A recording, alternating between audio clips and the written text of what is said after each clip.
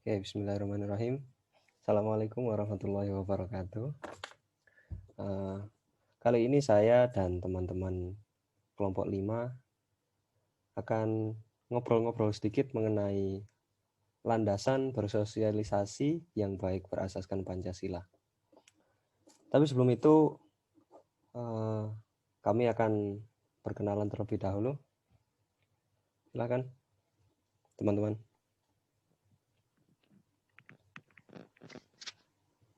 Perkenalkan, nama saya Afandi Yuki Wahyu Bintang Maulana dari Fakultas Vokasi, Program Studi D3 Manajemen Perbankan dengan nomor NIM 1520110913033.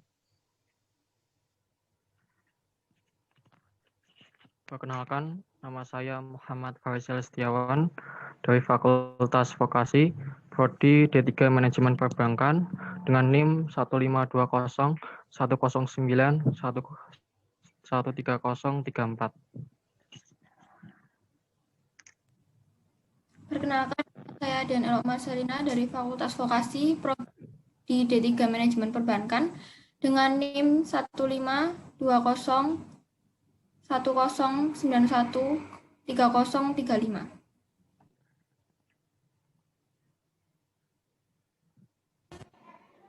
Perkenalkan, nama saya Wahyuni Indias Rizky Enggar Aulia dari Fakultas Vokasi, Prodi D3 Manajemen Perbankan dengan NIM 036. Perkenalkan, nama saya Febil Miati Soleha dari Fakultas Vokasi, Program Studi D3 Manajemen Perbankan, NIM 1520109130337. Perkenalkan, nama saya Muhammad Bintang Falihardi dari Fakultas Vokasi, Prodi D3 Manajemen Perbankan dengan NIM 1521010913038. Perkenalkan, nama saya Celia Nadia Pertiwi dari D3 Manajemen Perbankan dengan NIM 1520110913039.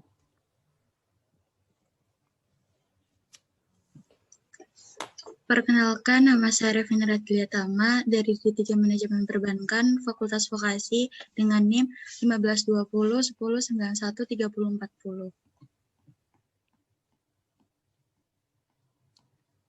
Oke, baiklah. Terima kasih atas perkenalannya, teman-teman. Kali ini kami berdelapan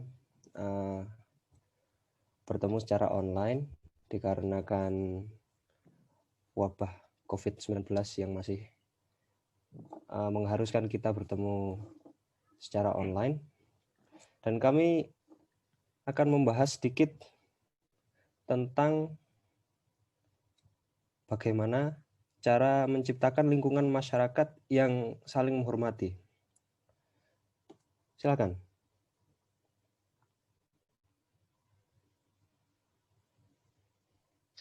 Izin menanggapi.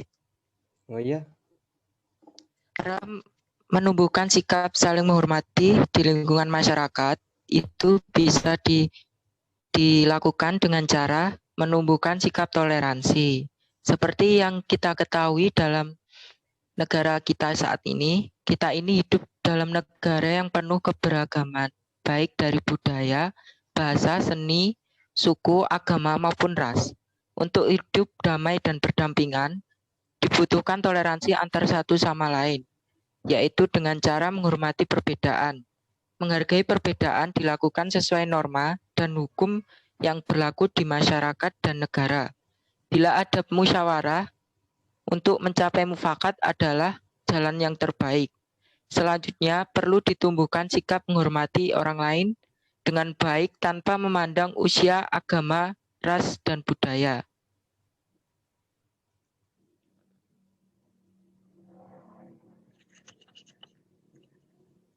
Izin untuk menambahi.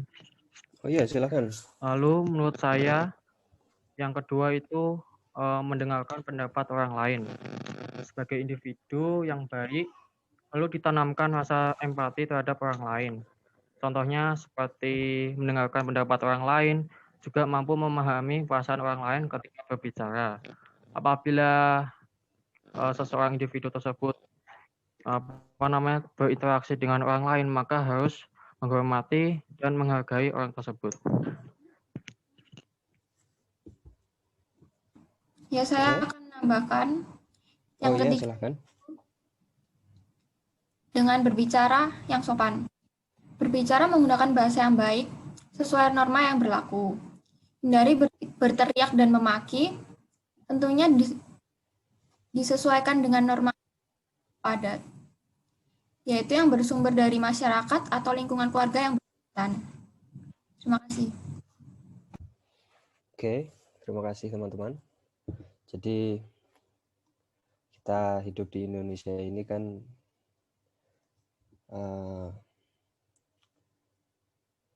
beragam ras, suku, dan bahasanya.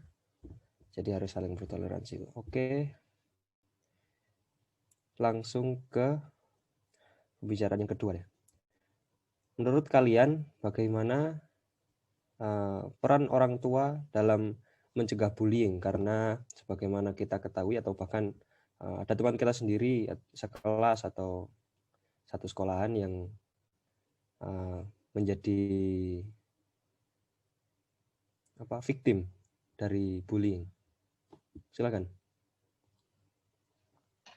Izin menjawab.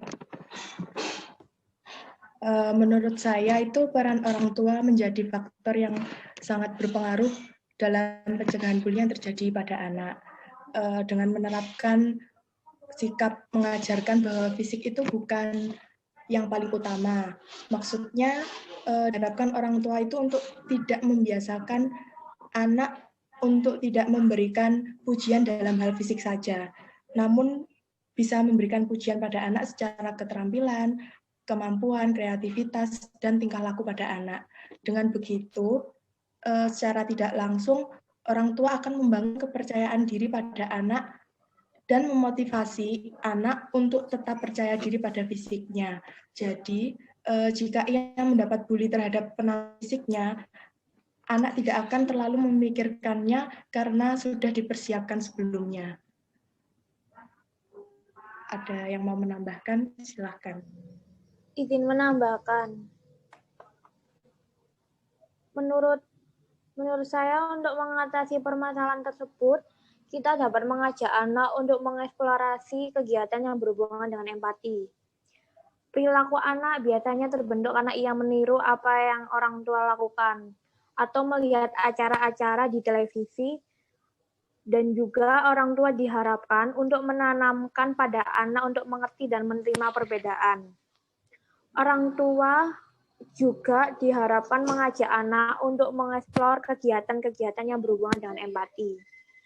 Contohnya saja tidak membiarkan anak untuk bermain sendiri atau menonton televisi dengan sendirian, karena bisa membahayakan anak. Dengan begitu, anak akan memperoleh kasih sayang yang ia butuhkan dan dapat memperlakukan temannya dengan baik. Kurang lebih seperti itu. Izin menambahi. Oh iya, silakan. Pada sila kedua yang berbunyi kemanusiaan yang adil dan beradab, itu dalam kasus bullying tidak mencerminkan kesadaran, sikap, maupun perilaku yang sesuai dengan nilai-nilai moral. Dan tidak juga ada rasa saling menyayangi antar sesama manusia. Karena perilaku bullying telah merendahkan korban. Selain itu, kita sebagai bangsa Indonesia dan sebagai generasi muda, itu seharusnya dapat menjiwai semboyan Bhinneka Tunggal Ika yang berarti berbeda-beda tetapi tetap satu juga. Oke, terima kasih atas pendapatnya. Kembali ke pertanyaan itu tadi, kan itu tadi peranan orang tua ya. Gimana kalau sekarang kita sebagai mahasiswa, sebagai kakak, kalau semisal menemui adik kita yang dibully itu, kalian menanggapinya bagaimana? Silakan deh, cerita.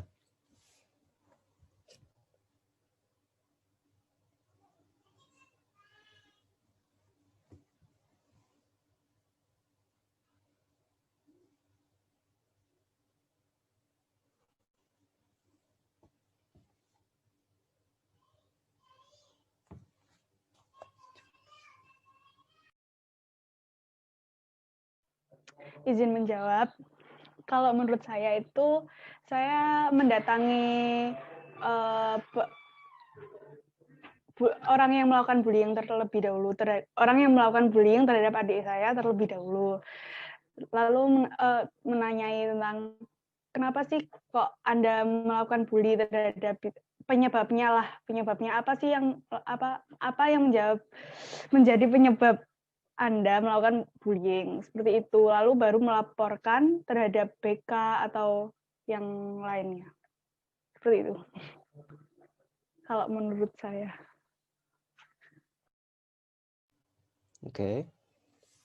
Apakah teman-teman yang lain ada pendapat?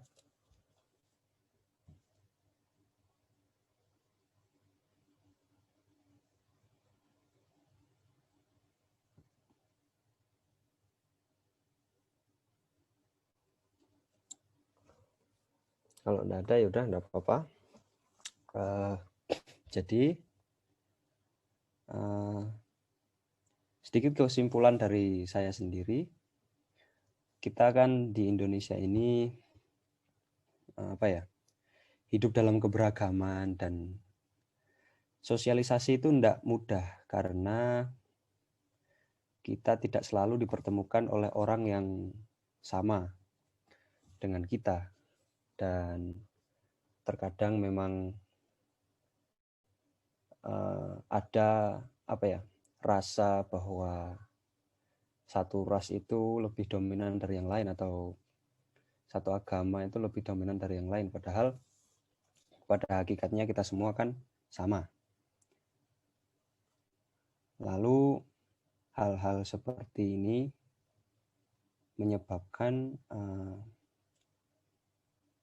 bullying oleh sesama anak bangsa kepada mereka yang minoritas, dan kita sebagai warga negara yang sadar harus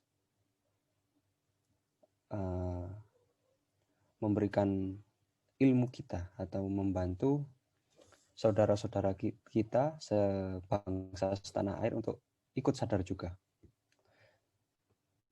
Sekian kesimpulan dari saya. Apabila ada pendapat yang lain tentang pembicaraan kali ini, silakan.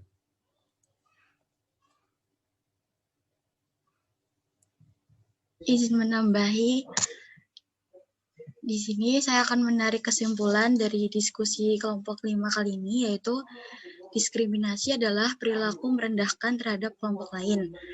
Hal ini terjadi karena tumbuhnya sebuah pemikiran bahwa suatu kelompok dalam lingkup tertentu lebih baik atau lebih tinggi derajatnya daripada kelompok yang lain. Dalam Pancasila sendiri, terutama pada sila kedua, masyarakat Indonesia telah diberikan pendidikan yang mencakup toleransi untuk menghargai perbedaan satu sama lain. Karena seperti yang kita ketahui, Indonesia banyak sekali perbedaan. Tetapi dengan implementasi sila kedua ini dalam kehidupan sehari-hari dan kesadaran bernegara dan berbangsa, diskriminasi dapat diakhiri. Sekian dari saya, mungkin ada tambahan yang lain. Ini untuk menambahkan. Intinya adalah bullying itu suatu tindakan yang negatif yang dapat merusak mental seseorang. Namun, sikap ini dapat dicegah apabila ada dukungan orang tua, lingkungan, dan teman-teman di sekitarnya. Oleh karena itu, kita sebagai generasi muda wajib untuk melindungi seseorang atau suatu anak apabila terjadi sikap bullying tersebut. Itu aja. Terima kasih.